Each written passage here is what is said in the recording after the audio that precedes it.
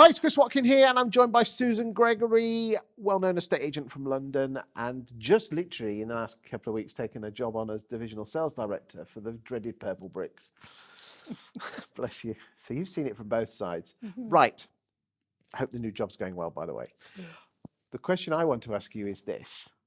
Personal brand or company brand? What is the future of estate agency marketing? Talk to me.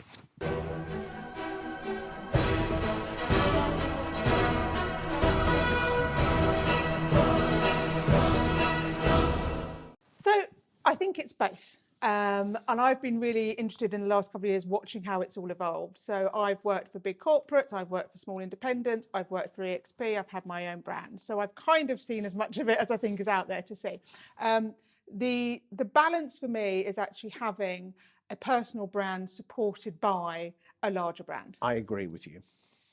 Great. Everyone thinks I'm all personal brand. It isn't.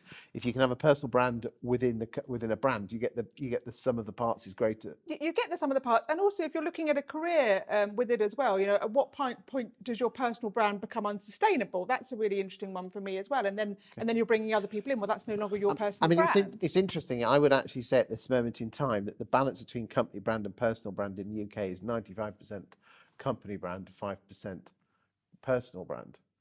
Yeah. Did I say that right? Yeah, I did. Yeah. But interestingly, in Australia, who've gone down the personal agent route, that they're now actually starting to have the balance that is gone too much the other way, where the personal brand is too strong, if there is such a thing. I mean, it doesn't surprise me again that, you know, as a person, you're a finite resource.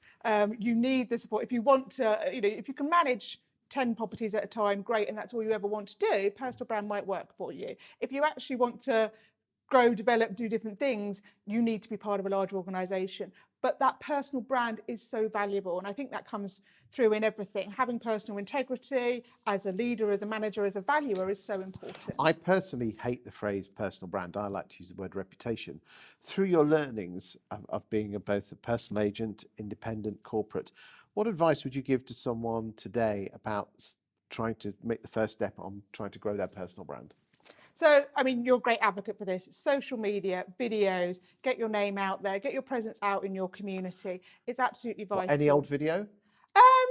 I think so, to be honest. Just sell videos. Hi, I'm brilliant. I've just opened up an estate agency. Actually, no, not those. But advice videos, talking about your local market, talking about who you are as an individual. The amount of times when you speak to clients, and actually we all know it, you've sat on the sofa and people have bought into you as a person because you had some kind of connection, because you both played golf, whatever it might be. Isn't it interesting we say that we're in a people business, but you wouldn't actually you consider that we're in a people business from our social media? Absolutely. People always talk about people buy from people, but yet we don't allow it. I think all large organisations have a fear of people then having their personal brand because they think they're then going to lose power. And I think that's unfortunate they think that way. But isn't it a balance between, you know, you've always, as I think Richard Branson says, is that you've got to, what's he say about looking after your staff, but train them up? It's the training bit, isn't it? Yeah, exactly. So like you don't want to not train people and they stay, but if you train them and they leave, well then that's great. Because if you don't train them and they stay, you've got untrained staff. But you've almost, as a boss, got to allow the personal brands to flourish within your company brand. It's a fine balance, isn't it? I don't think that it is actually. I think actually allowing people to flourish, be the best people they can be is only a good thing. We have to stop being scared of people being who they are. Interesting. Is there any other advice would you give to anyone? Work with people, talk to people.